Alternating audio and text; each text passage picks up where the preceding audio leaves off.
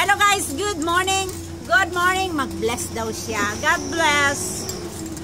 Good morning mga guys. Ito yung pinaka-paborito ko. Yung habang nagtatahi ako, tapos nagtakapo ako. Tapos with matching.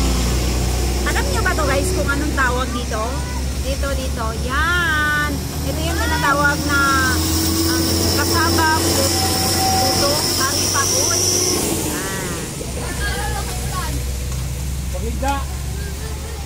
Sarap.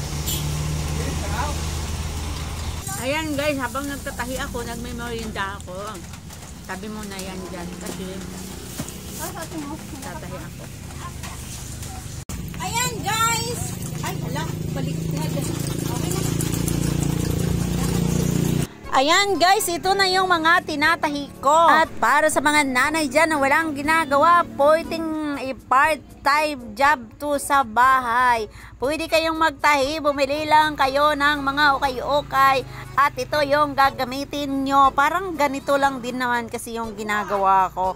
May bili ako ng ukay-ukay tapos ginagawa kong dorma tapos binibinta ko sa market. Yes, pera na pagkatapos nakakapagpaaral pa kayo ng mga anak nyo. Nakakatulong pa kayo sa mga poging mga asawa nyo. Kaya ano pa ang inaantay nyo? Dali na, magtahi na kayo mga mami.